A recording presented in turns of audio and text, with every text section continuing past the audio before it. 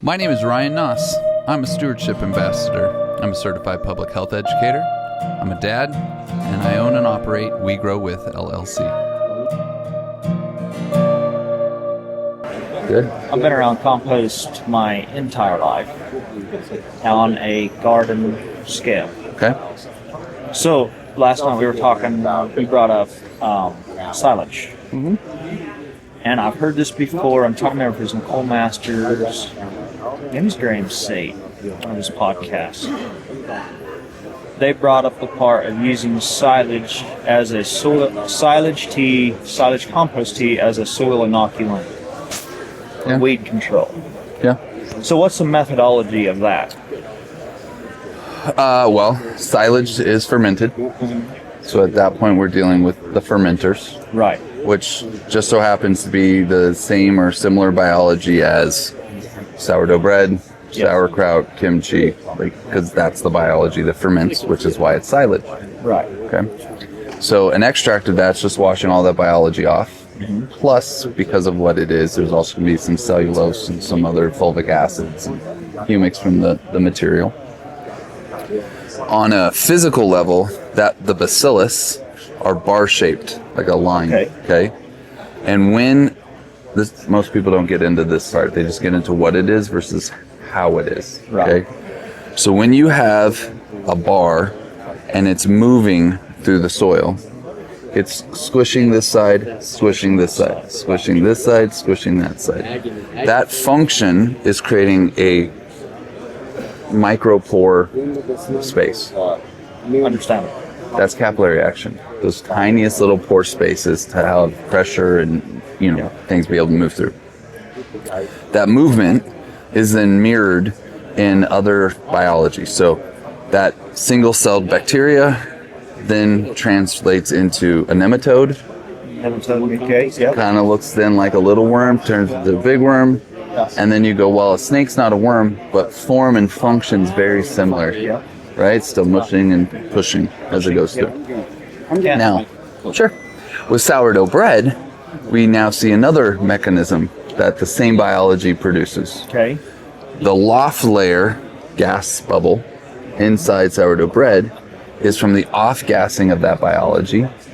Little fart. Yeah. Right? Understand. That bubble can only do what? Expand and go up. What? So it's going to push against the little particles of sand and silt and clay and wiggle its way through that, finding the path of least resistance, bloop, until it goes out the top. That's now air and water passage. It needs to have the biology coating it so that it preserves that space, glues it together, creates structure, but that bubble has just tried to create a little micropore air and water passage, right? But if it has that, it can breathe. Right. So now it's a little snorkel, right? Right. And so by having the right biology that then opens up ground compaction, that then, yes, bioremediates, and then like all of these things, that's a really great thing to throw on a weeding spot. Mm-hmm. Right? It's that biology, the fermenters, the bacilluses, they are the first line of reestablishing healthy ecosystem. That's why they're called facultative anaerobes. They're anaerobic, but they make it healthier, which is why we eat them, makes us healthier. That system. Okay. So now you're just looking for where are they? Well, you can make a LAB, a lactic acid bacteria culture. Okay. But then you're looking out over tonnage of silage. See what I mean? Right. Or I could take some of that and extract it and put it up. I would also, if you're going to do it in a weedy area, I would also recommend a water-soluble calcium. Okay. Right. So now you're dealing with the ground compaction, but part of that ground compaction is the fact that calcium is heavy and it just sinks by gravity through the soil profile. Okay. How do we get it back up?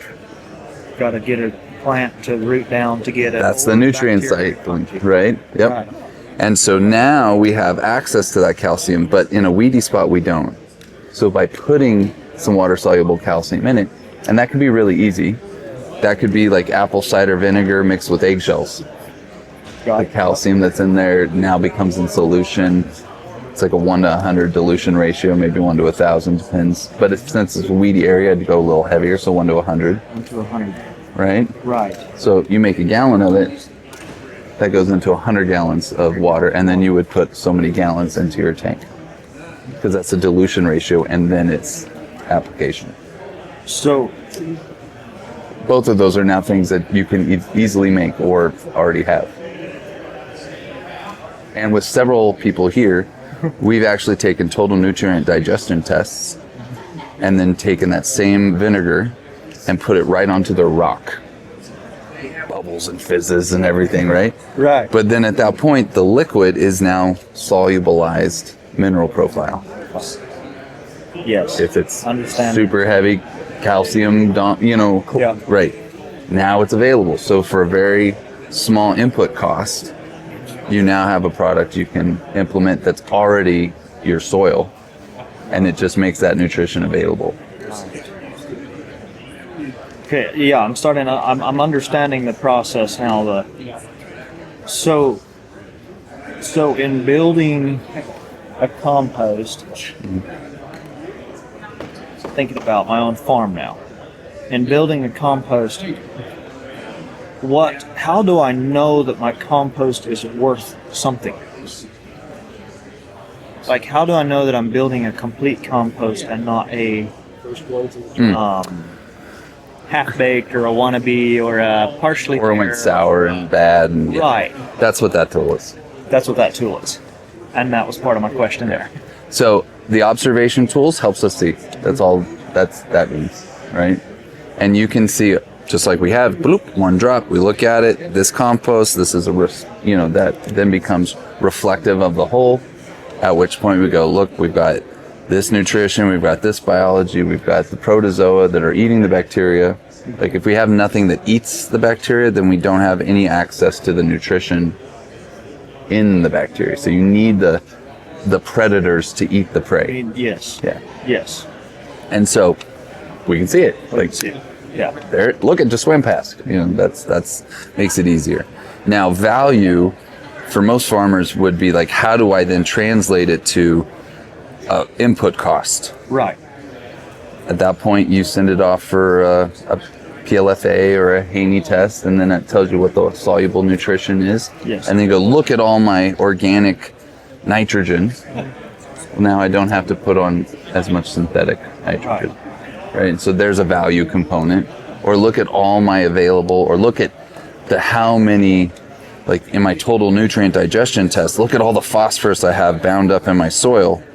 But now you have the biology that makes that phosphorus available. So that PLFA test goes, wow, look at all the phosphorus solubilized. I'm not going to put more phos out.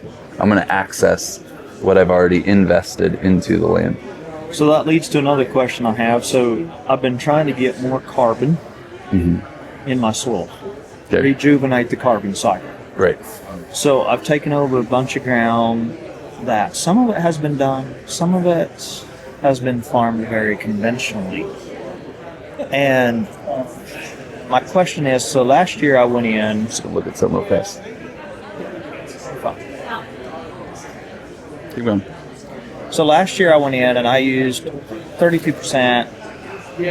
I used humic and fulvic. Yep. And I added from Nutrien, I'll put them out there, Nutrien Ag, I added a FOS enzyme product that they have. Yep. And I keep wondering, it keeps seeming to me that's a stupid move. Yes and no. I would rather you have the creature that makes the enzyme so you don't have to buy... Correct. Don't have to buy the enzyme. Right, because you want the biology that makes the enzyme. So my question is how do I get ahead of the enzyme? And what creatures do I need to target to be ahead of the enzyme? Especially for phosphorus, it's fungi. Fungi. 100%. And specifically of which, what do you say, genre? Or which family? Well, it's in role, like their function. It's in the role. Mycorrhizal fungi, saprophytic fungi, but the fungi are what are able to create the organic acids that then melt and then put it into the right form, which then allows it to be accessible. Okay. Yeah. But that's why the fungi are so important. But it's also why if you're going to use like an available FOS at the start, the plant goes, oh, look, I have everything I need. I have everything I need. And then it uses it up because That's what we told it could do. It has everything it needs. Right. And then it goes, wait a minute, I don't have any more. But now it also doesn't have a relationship with the biology to make it for it or provide it for it. Right. And so you're always going to be behind at that point. Versus you put the biology in first, it now is growing with the plant, with the roots, making that available so that when you do need more, it's there to provide more. Or this is also where you can put a tiny little bit in with foliar application and give it a little bump. See what I mean? Like versus demanding that it all come from the soil profile or whatever the progression is for application. Now I came here to deepen this part of the journey. I want to clarify some other things. So when we talk about carbon, we're carbon-based life forms. Right. Very much so. So I want to add carbon to the soil. Right. Actually, soil organic matter is better defined as the soil organisms that matter. Right, I've heard that before. Carbon-based life forms. Right. And so now we have necromass and all the bits and pieces and all the parts and the fragments and all the things. That's all carbon.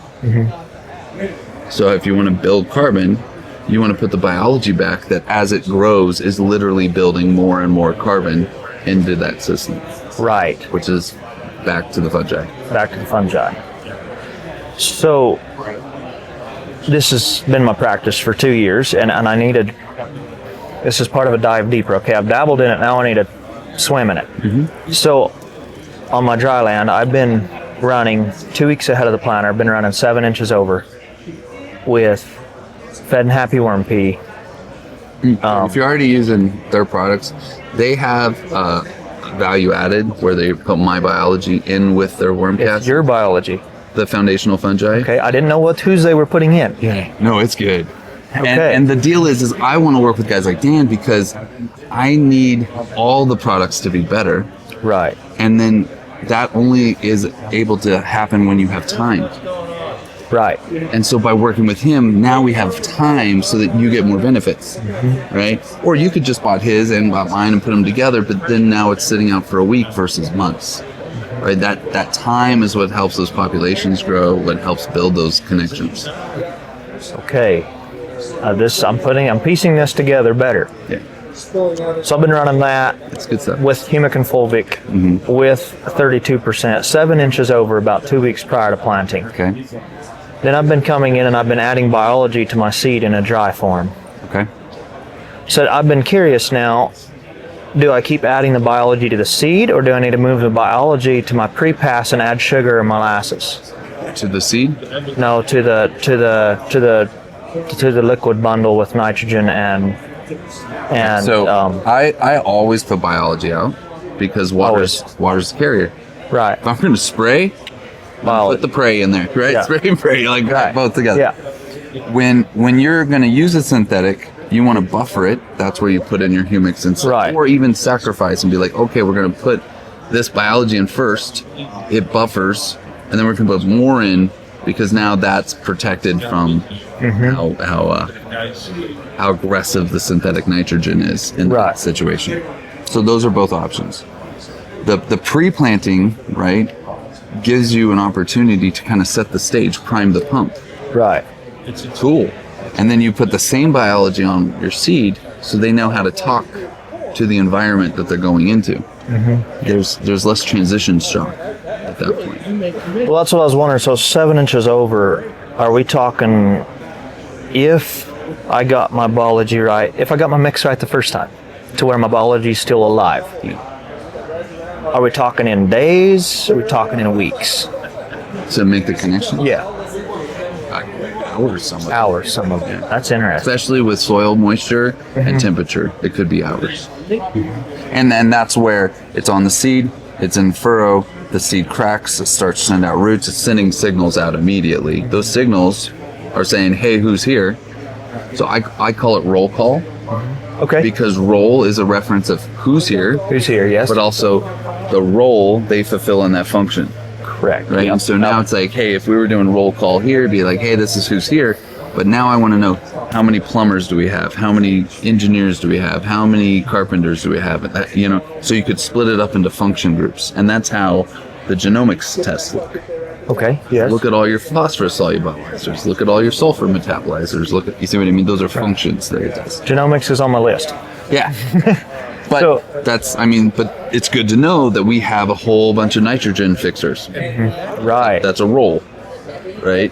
Well, You don't necessarily have to know the names of all of them to know that they all want to do this. apparently, I had some this year. Good. I put out a total of 50 pounds of, what do you call it, synthetic N, commercial N. 50 pounds of commercial N. I averaged 91 bushel an acre of corn across my farm.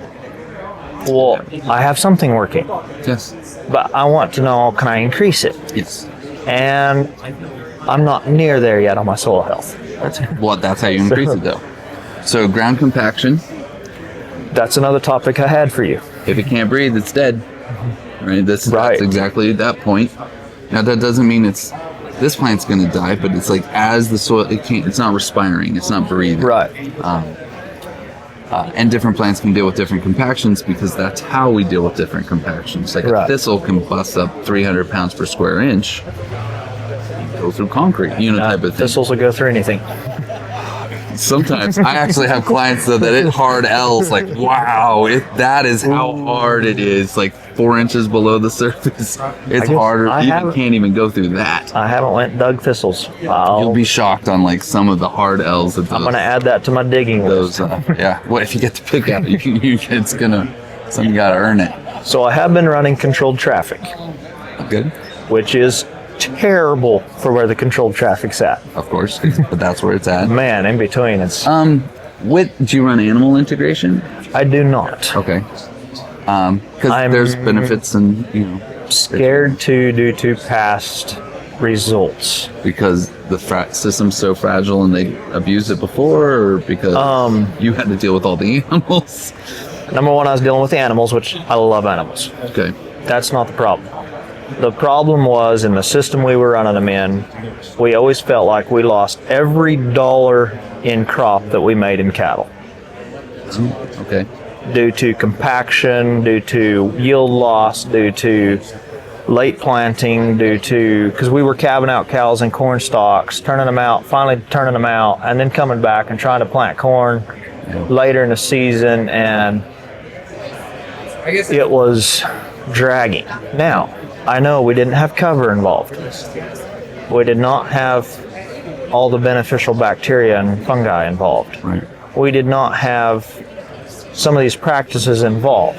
Do you have your own cultures? Do you have your own compost and other stuff already? I do not. It's Well, that's part of growing it. yeah. So you can scale it, right? For sure. And then mixing it also in with the stuff. So you have your endemic biology, like of place. Mm-hmm. And your farm is special and unique and different. It is. Right. It's true. But it is still part of a bigger picture, right? So that's the systemic. So your endemic versus systemic. And so you bring in Dan's stuff, but you still want to put your stuff in. Right. Right? So, Right. So this is where yours paired with creates diversity. Right. And that's part of the building. A lot of people just bring off-site inputs in, but they're not really nurturing their place. You see, like Right. you want to do both. So with adding Dan's into a mix with fulvic, with humic, with 32%, do I need to be adding sugars, food? Do I need to be adding livestock feed? Yeah, I'd like to send the kids to school with a lunch. But this is also where, depending on your soil, depending on the progression, sugars, which have a value, molasses is more than just sugar. There's other mineral nutrition, other things. But you may want to use something that's like there's a product called squid juice. Okay. Right? And so now you're putting in a biological nutrition that is filled with all the different types of chitin, which is all fungi food, which then has longer chain amino acids in it versus quick burning sugars. You see what I mean? I'm with you. And so now it's got more to chew on in that maybe the pre-planting 2 weeks, more to chew on so that when you do plant, it's already working. Right. Versus just sugar spikes, which you can see, and you're, that's also why it's beneficial, because you can put some in and get a bump out of it. or help it deal with a stress or environmental condition or, some other aspect. I hear that. And then this is also where, right now we're talking spring. It's like we're looking Right. at, sorry, talking spring. Spring goes into your growth period and then harvest. What can you do at these other times of year that get you back to that point in a better place? Right. Precisely. So this would be like post-harvest applications. If you're in this area, maybe some working with winter in the freeze-thaw cycle. That's actually a really great opportunity because nothing's really happening growth-wise, but we can still do tremendous work below the surface-wise. No-till farmers, you can have a half-inch crack on the surface that goes down 6 feet. None of these people are going to do a 6-foot tillage event. But in the wintertime, we have access all the way down there. We just need the biology to keep that space open. So, that's where working with the seasons, the other cycles, you get a lot of benefits out of that too. I can understand that. I've been wanting to do a fall applied. My catch. So my catch in it all, of course, is labor, and that terrible word management. It's a beautiful word. Beautiful word. It means the old man. Man aged. Yeah, sure. The aged that's man. great. That's why you're the manager, right? You got one, so. Yeah. So when I come in, I want to be an old man. Like, come on, kid. Yeah. So I come across to the sprayer in a growing crop with atrazine. Yep. However terrible of a word that is. It is. I'm going to show you the EPA book on recognizing the management of pesticide poisoning. So let me look up atrazine while we're sitting I know here. it's in there. It is important in understanding the modes of action. That's why. It's like if you don't know what that chemical really is doing, then at that point it's a guessing game and it comes back and bites us. So I'll admit something right here to you. I'm here. I want to be here. I'm really glad I'm here. This is not my passion. Oh. I'm here because I know this is where I need to go. Yeah. May not be where you're at yet, but It's where I want to go. Yeah. My passion lies in other things in life, but I struggle sometimes to hold the information because it's not my passion. So the modes of action tend to escape me, and I have to go back again and again and again. Yeah. I'll just go back. So that's what I do. Yeah, no problem. I spend a lot of time. That's why a lot of these are reference material. I don't remember it. I remember which book I have to go back to find out that detail again. Yep. So with atrazine, can I add biology, or I want to get away from, I don't know if I can get completely away from atrazine. Maybe that's or it's an interim project, or I'm not sure how to label that. Well, I would first start out with, why do you think you can't? Because it's either really great marketing where they're like, nah, we've got him forever. He can't even get away from us now. Or there's a role that you're using it for that you don't have a better option. You see what I mean? It's like It's a tool in the toolbox, but are there better tools? That's where I'm at. I'm like, okay, it's a tool. It's an effective tool in the current operation. It feels dumb to scrap it. Just cold turkey scrap it. Now, if I can come up and say, you know what, I don't need it because I have XYZ, I'll scrap it. Or I reduced my use of it last year. Yeah, so that's why we're reducing. And now with that silage extraction, we can remediate. Right? Right. It's a really good word, by the way. Remediate. Remediate. Because to mediate is kind of that putting it back into balance, making that bridge, helping it to cross from one place. Like you're the mediator, you know? Right. And so when we're remediating, we're putting it back into something we can actually work with. So if you're decreasing the things that create a toxic load while increasing the things that remove those toxins and help heal it. Right. And then addressing the causal factors of ground compaction, calcium, low soil organic numbers. Now those are all the reasons why those weeds are expressing themselves. Right. Which now you don't have to use that chemical. See what I mean? Like to address it. So. Yeah. But then it goes management. That's why it's tricky. Yeah, so, yeah, what I'm trying to figure out is what can I mix with what without killing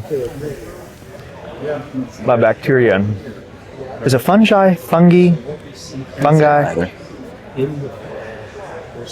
Can I mix it without killing it on a management side? Yes. So easiest way to do that's a jar test. Mm-hmm.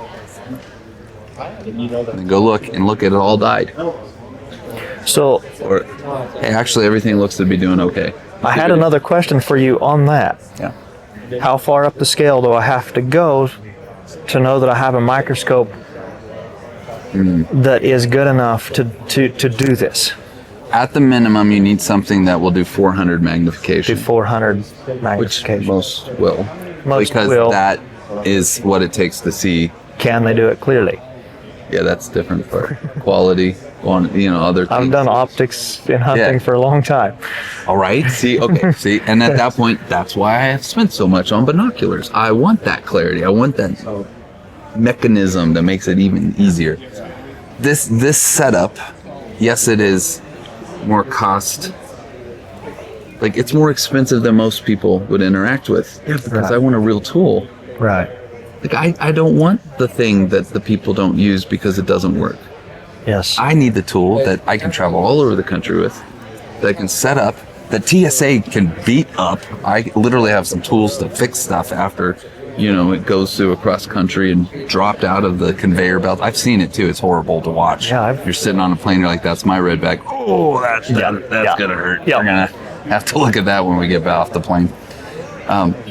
But at that point, you're also able to show people in real time. You're able to interact with it because it's set up right. Now, if you buy the structure of it, the right structure you can build on. Right. So now you're, say, $2,500 into the structure, and then next year you want to buy this module. Well, that module's $3,000, Yeah. but that module tells you, just by turning on a light, that you're able to see the mycorrhizal fungi in your roots. Like, that easy. If it's there, it's there. If it's not, it's not, because that's what that does. That's it. Just that one factor saves you on an input cost, because if you have it, why would you buy it? Right. Right. So that's why this as a verification tool is super important. And when you understand the values of it, it pays for itself easy. So just because that's what it is. And you don't. Hi, good morning. How things going today? Things are going really well. Thank you for asking. I'll be flying to Des Moines and then doing a program there, and then to Nebraska, and then back to California. That's where I grew up, but I live on the coast right now, Pismo Beach, San Luis Obispo County. Pismo Beach, San Luis Obispo I County. have a friend in Bakersfield, and you used to have to see her on the Nice. It's where I grew up going to vacation, and I'm like, why didn't we just keep driving 2 hours when we came over from Oklahoma, right? Just kept going. Don't stop here. Keep No, going, here. right? Keep going, right? So that's why building it, or having one that you can build off of, is so important.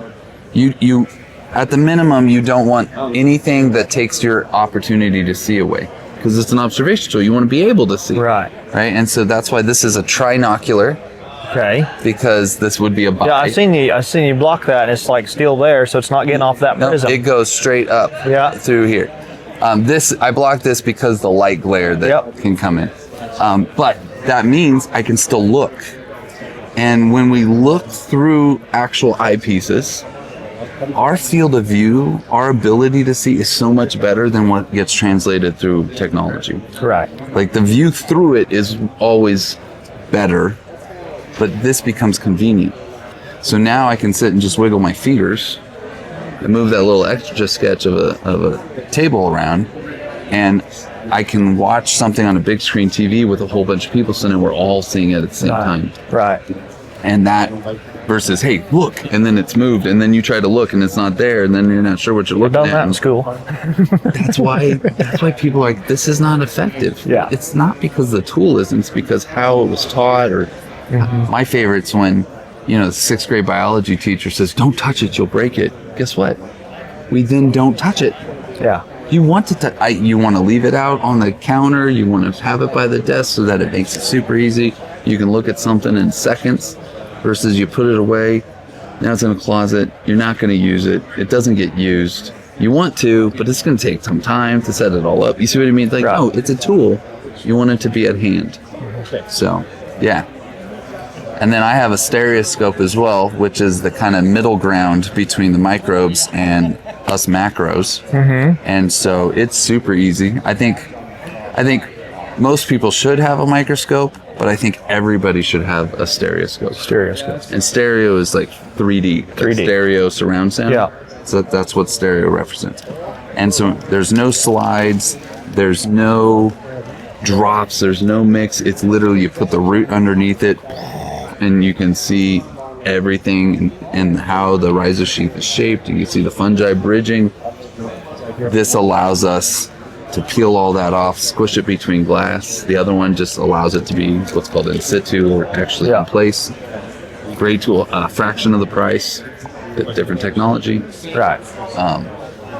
Yeah. So, is there a Great use? tool. Is there a use of a jeweler's loop in the Yeah. field? Oh, I use one all the time. You do. Okay. Yeah, here's one. You know, and with that, you put it up here, and then you get things Right. close to it. Yeah. A pair of binoculars flipped upside down will Yep. work just like this. Like you take them, you look through the big side, you put something up to it. Problem is, I don't have a 40x pair of binoculars. No, it's about the lenses. It's about the lenses. And so when you look through this one, and Yeah. then it comes up, it's like, wow. It'll give you that magnification. Okay. Yeah, it's pretty cool. That is pretty cool. Which is that middle ground Right. between this 400, right? So that gets me into that 40 to 90 range, Yeah. and then the other one just keeps going. That's. I'm gonna spend some time mentally piecing this all together. Yeah. Let me know. Happy to connect you to the company, or you know, I'm a distributor for this specific brand. But the reason for this one is they invented new technology. Mm-hmm. They're made here in America. It's something that literally bomber proof type of deal. And yet, if you do break it, you send it to Georgia and they'll fix it all for you. Like this is where it's not outsourcing it to some other place. Like it is important. Yeah. No, that's wonderful. Yeah. So They really have developed new technology. They have a 100x dry lens where everybody else is oil. And so that's why people don't use it, because it's those extra steps, and then it makes a mess, and then it has they developed the technology that you just flick through it like you do everything else. It's super easy. You can actually see like the mouth of a nematode, makes Oh, that. identification like super easy. then I didn't actually know which one I had there. Yep. Sit there with a book and that. That's Yep. That's interesting. Yeah. No, so yeah, it's just about having the right tools, but that's if you want to observe. So the word observe is OBSERVE. Mm-hmm. Because it should be obvious to our service. That's when you're observant, you're a servant. Right? Right. It's an action. So if there was trash right there, it should be obvious that anybody walking past should pick up and clear the path. Right. See what I mean? Right. And so this allows us to observe so that we can then serve. And if you are looking at the material you're extracting, you're going like, this is amazing, that then helps you to use it. Yeah. So I don't really want you to be confident. I want you to be competent. Right. You can do it. You see what I mean? Right, Because yes. you're doing it. You're doing and then it. at that point, that builds confidence, because look, I've been doing it I've for been weeks doing or it. months, or, you know, you're doing it. This works. Yeah. Yeah. Versus a lot of people, they want you to feel confident, and then they go out and try it, and they're like, "This is not working. What's happening? Oh my goodness! Oh my god!" Yeah. Yeah. And so, no, it's the flip. The confidence is the result of being competent. Right. Okay. So circling back for a question, a little bit of a recap. Back to silage. Mm-hmm. What inoculants do I need to be wary of? Any fungicides? Any fungicide inoculant? Any? Yeah, that's primarily Yeah. it. You're not wanting to pass pathogen load. Right. You know. And the healthier source material going in, the healthier the material is coming out. So you don't want stuff covered in a bunch of toxins. right? If you know you're going to be turning this into silage, you might not do a passive atrazine. You see what I mean? Right. And then let that not be covered in a, that chemistry. Yes. That might Because be it's hard going to to a find. different no, I get it. But that's why it's going to a different purpose. Yeah. And I've got kids, and at that point you're like, hey, this is covered in poison, do we eat that? They say no. Yeah. Yeah, but this is now called food and it's still covered in poison, do we eat Yeah. that? And then the answer is no. No, You see what I mean? right, yeah. But yet this is where our culture's a little confused. Okay, but Aaron Hart brought that out this morning about the citrus, and Yep. yeah, that's they still hold citrus up as a major thing. This is where you got to know better. So, yeah, That's a key. That's why you got to know better. yeah. No, I'm gonna. What are we looking at here on the microscope? So this right now, it's dried. Right. So it's actually showing an example of capillary action, because as it dries, pull Right. things together. It's like, that's why we need capillary. That's an aggregate. Right. It's the basis of then growing other structure. But it is from the Staley family's farm. They have multiple biome bins that I've helped to nurture and grow from them, but also they have their own cultures. They also have homestead grains, which is the wheat that they produce off the farm. It's actually some of the turkey red that's growing inside this little soil observation station. And where are they at? They're just across the border over in Nebraska. I was gonna say not in Kansas.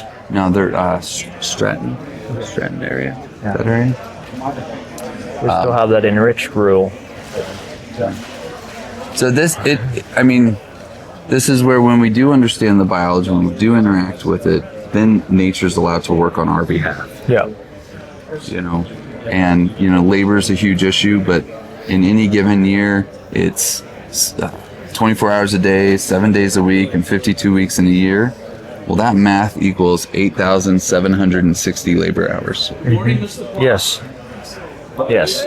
So by putting these creatures back, by nurturing them, letting them do their job, they can only do what they can do. And some of them can only do what they do. It's a poop joke. Yes, I got it. I got it.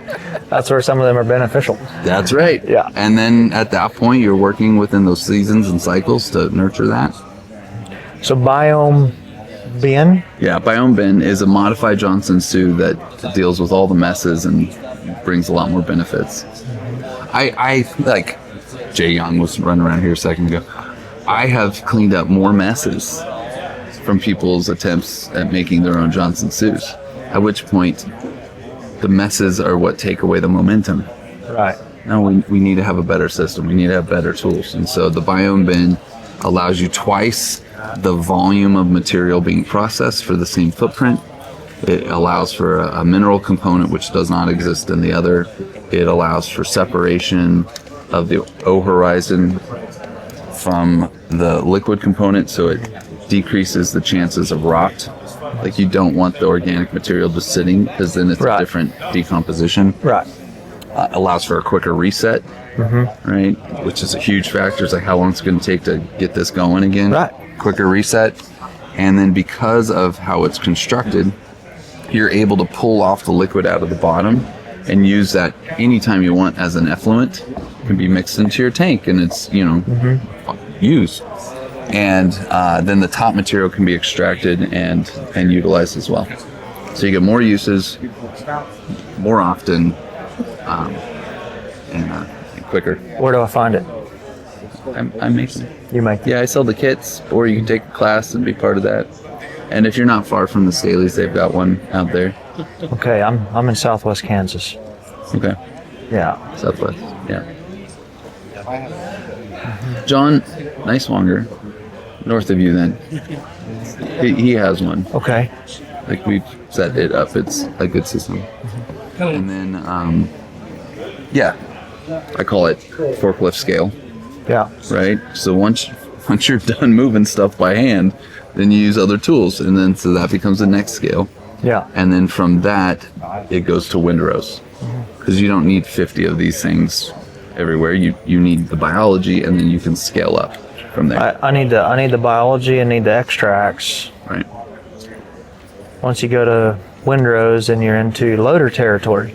Yeah. Use the Bobcat if you're a small loader or a big one, no problem. But then you're in volume.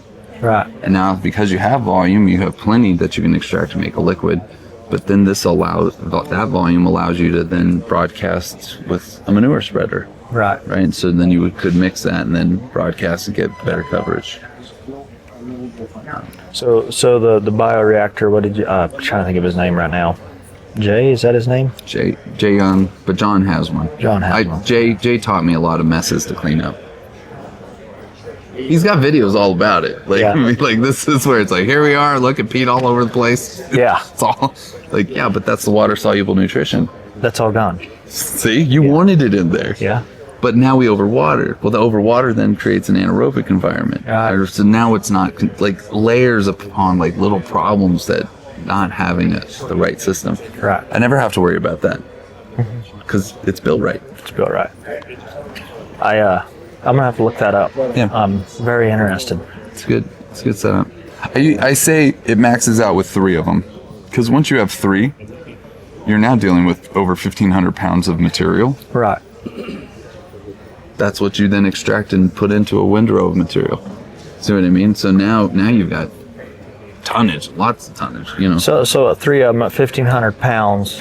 If Those I'm, then become the inoculant or mother culture. Right. To then scale up to other uses. So And this can all be utilized with biology, with like feed rations and water troughs, and like this is all part of other systems. So if just one is obviously, you say 500 pounds, I mean, if 3 is 1,500. Yeah.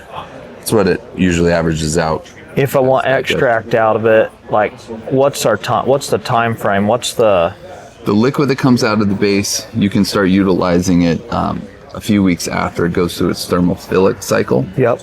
And then as part of hydration, right? Say you pour 5 gallons of water in the top. Yeah.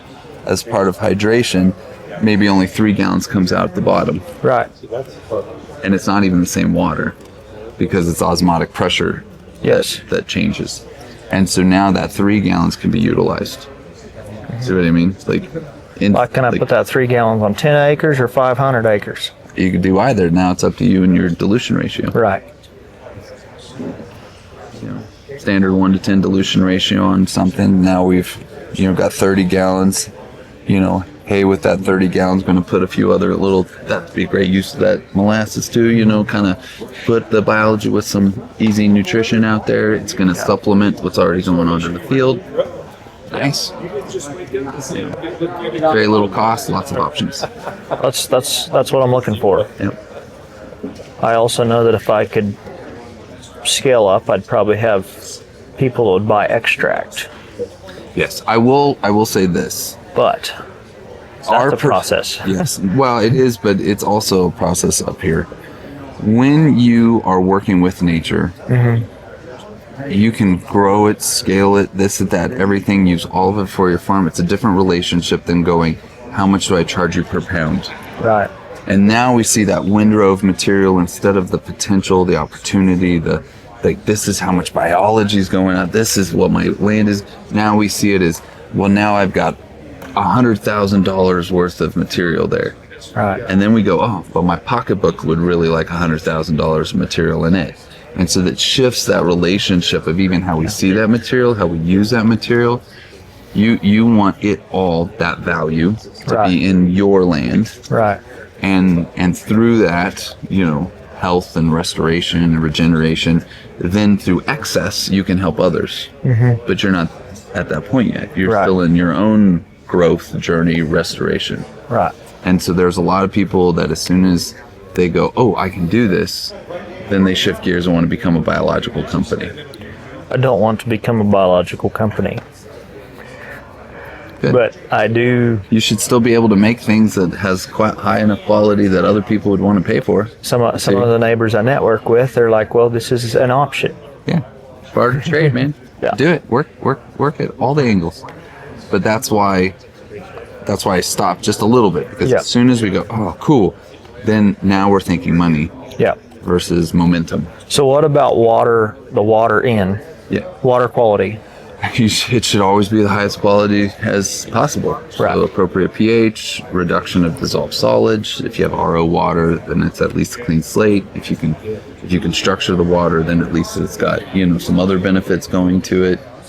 But if your total dissolved solids are off the charts, you're just watering in concrete, Yeah. and at that point, depending on what is dissolved, and it's tying up other nutrition, it's locking, like you want as good a water Yeah. as possible. Oxygenated, right? So even if you just had an air bubbler in a little tank by itself that's just adding oxygen, it's helping that water. So when you put it in, then that is better going into that system. Yep. No, I appreciate it. And then when you're at the right scale, lake system's awesome. Yeah. But there's now costs, and then there's other things. Like, it is easier to pencil some of this stuff in when you realize that, yes, the cost for this tool, or even the microscope, is then offset by years of use, Yeah. all focused on decreasing other costs Right. and maintaining or maximizing options. Yes. So then at that point you go, it's easy to purchase the right tools. We use the right tools. We get longevity out of the right tools. Makes our life easier when we have the right tools. My deal is I've been unwilling to go to his booth because I haven't done it before. And On to a go small jump, scale? yeah. Well, I've done compost on a very small garden scale. Like tea bag and extract that way, or Yeah, I've done that. I've even just made compost piles. I lived in Malawi, Africa for 6 years of my life. For 3 of those, I had 2 compost pits, 4 foot wide, 4 foot deep, and 20 feet long. okay, And watered it, turned it to the other side, let it sit a month while watering it once or twice in between, depending on the rainy season. right. And then spreading that as a spreadable compost. So I'm very well aware of compost and what it does. It's just how to scale it up to my broad acre situation. How many acres are you working with? 1,700. Okay. About 800 irrigated, and the And then balance is dry land. okay, so through pivot irrigated. Yeah. So that's an application opportunity through pivot. Mm-hmm. Whenever you're watering, that's an opportunity for you to put stuff out too. Mm-hmm. Okay. To listen to you Okay. talk. Don't Because- call out any BS if you hear it. We're talking about manure right now. It's just one of those, I like hearing ideas. Yeah. And then it's like, I don't have a pivot, but But Like you can that. see that it's like, oh yeah, this could be an applicant. Yep. Yeah. Lots of options. The question I now have is, what's your preferred way of applicating? Do you have a sprayer? Is it like a Sprayer is preferred because I work by myself, and Okay. pivot application becomes labor management. okay? And so then at that point, your sprayer, you've got like just a boom sprayer that you pull, like I got a- 300-gallon tank on the tractor type. I got a of deal? 600-gallon tank on the tractor until the corn's bigger, and then I have a deal with my brother. I use his self-propelled Okay, so until higher, the you're corn's still able- too big. Okay. So I'm in it till about, a week or 2 prior to tassel. Okay, no, that's all great options for you. So then it becomes logistics. Mm-hmm. You need to be able to fill that tank, come back, have enough ready for you to fill Right. that tank, come back. Versus Right. now I spend a couple more hours getting it ready, and then Well, our spray windows are pretty narrow in Okay. the spring. We're in southwest Kansas. It's windy. yes, Like that spray. a lot. Like too. last spring was really, really bad. We shot a lot of 2 and 3 hour windows. Wow, really? Like Yeah. little evening. We or spray ourselves. morning? Why would we spray above 15-mile-an-hour winds? Yeah, That's why we spray ourselves. If you hire a I guy, recommend some really good nozzles at high wind. there We're were Northeast Colorado. Yeah, there was a few commercial guys out last year at 30. No, we don't do 30. 30 miles. 15. Jeez. 15. We pushed Doing air induction, the green leaf air induction. 20 pretty hard with air induction, but then like my brother's sprayers PWM, which is absolutely lovely in circles because no overlap, no chemical burn. So then your air induction is all of a sudden And what we we got a new sprayer last year. And so it's like, Exciting. Sprayer, I'm going to buy the set of nozzles I want for my house. And we use Greenleaf air induction. They make a dual jet. Have you looked at that? Yes. I haven't looked at that one. Tell me about it. It's on a tab on my PC at home. Take it off the tab and buy it. Okay. Absolutely. Because, so what it is, you know, it's 10 degrees and 50 degrees. So two separate, but this one is extra coarse droplets, and this is a finer droplet. So then you alternate it going down the down the boom. Okay. And so you end up with this shield of Yeah. extra coarse droplets and you can miss the crap out of that center if you want. Why it's all pushing the other stuff down too because and of then you have, we're on 15-inch spacing, so everything's covered twice. Yeah. And so you're actually hitting that plant with 4 different spray patterns. Because you have two going this way. With 2 different going that way. particle sizes or droplet sizes. It's a bad word, but I'm going to use it. So we used Gramoxone this last year, and we took Palmer Amaranth that was this tall, dead, 100%, no recliff. That's impressive. That 40 is ounces. that is impressive. That's impressive. Yeah, and it was like, it's all about coverage. And those nozzles, highly recommend. What's the pore or the nozzle size to be able You to? can get anything from 1s to like 15s. I mean, the ones where you can drop a ball bearing through. Okay, sorry. Well, and that would be the next steps. Like you got to be sure that you can get enough material out. You don't want to plug up your gear. You know. And that's the beauty of that air induction, because you're doubling the volume with air. We're running a 4, but that's the size of the induction. So what's coming out added together has to be at least twice 4. Right. So I think it's like 8 and 3 or 6 and 3. Okay.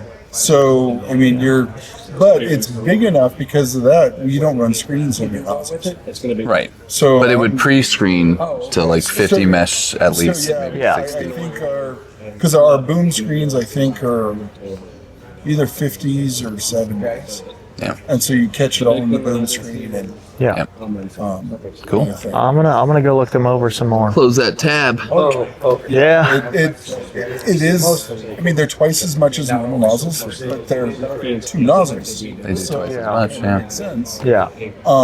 But Our biggest deal. our agronomist had used that exact same spray rack with a number of other farmers. He's like, nobody got killed anywhere close to what we did. And he was so amazed. He's like, I'm going to tell all the other farmers that this is the kind of thing. Covered. So, are you glyphosate free? No. No. We use it burned down in the spring, 22 ounces. With lots of carbon? No. No carbon. And, well, we tank mix all of our residuals with it and everything. So it's concerned about sticking something in there. All of a sudden, things start falling out the bottom and plugging stuff up. But we've actually tested soil for glyphosate residual, and we're at like 20 parts per billion. Okay. So anything less than that is not detectable. So it's like, and that's why we're working with the mushroom stuff and looking at They can remediate. Yeah. and how can we remediate that last little tiny bit. Because we've been through some Jordan Kane, if you know Jordan Kane. Him and I got into it, pulling glyphosate out of any tank mix with a clay-based chemical, and then running Fulvic with glyphosate, and that has been amazing. It's And honestly, there's some fields that don't see glyphosate because the weeds ain't out there. weeds aren't out there to Glyphosate controls. right. We don't even put it in the tank. It's like, I don't get guys that are like, this is the tank mix I use and everything. It's like, you have the same weeds everywhere. Way to go. Uniformity, that's awesome. Some consistency for you. Where do you buy ground like that? Yeah. Iowa?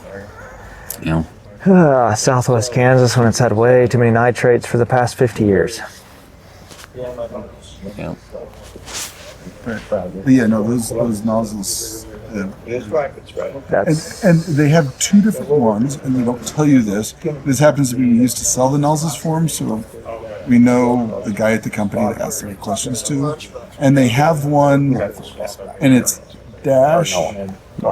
Wherever. I think it's you put right in the corner. dash D or dash G. I can't remember. And it actually changes the 10-degree nozzle. It changes the pore size on that. And when you find it in the website, because it actually is in the website and you look for it, it is actually designed for the application of glyphosate and gramoxone and things that you require coverage. And so they made that change because they find you get better coverage. I'm thinking on foliars. Yeah. yeah. No, I Yeah. like it on a few different levels. So That's cool. We hired a drone last year to spray some foliar. Really impressed with the canopy penetration in corn. Yeah. Really not impressed with the drift. And further down the road, about 20 miles away, somebody sprayed gramoxone with the drone. There was about a mile drift. So don't do that. Those nozzles, I had zero drift, and I was getting uncomfortable. And Yeah. you're watching behind the boom is starting to break pattern at all. And So that, can I? But you can see that kind of enclosure of heavy Yeah. droplets, and it makes me feel good because I'm like I'm doing something to control what's going on. Have you looked into any European sprayers? You're talking about the Horst? Yeah. Is that what you got? No. We used old. Yeah.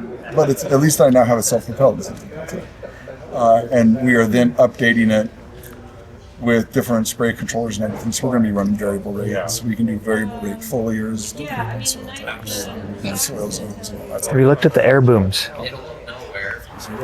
Do you know what one of those costs? I have not priced one because I know that it's not possible for me to support it. There's a couple of commas involved in the number. Because Do not doubt that. when they first showed up on Twitter, Yeah. I ended up getting connected with the sales guy up in Canada, and I'm like, "You're looking at a demo," Yeah. because the boom actually flexes to follow the curves of the ground. Yeah. So when you go over a Contours. sprayer, Dude, it's wild. It's wild. at 17 miles an hour. That's really cool. Very impressive. And I looked at it and I'm like, I bet you we could still be doing tillage with that boom with some of the help. But yeah, I sent the thing. I'm like, you ever have a demo around? Demo. Yeah. Because I will challenge it in one field. We'll see how good you really are. Challenge accepted. It's a phenomenal piece of technology. So then back to biology. Some Good. people Differentology. Yeah. It's a differentology. Technology and biology. Yeah.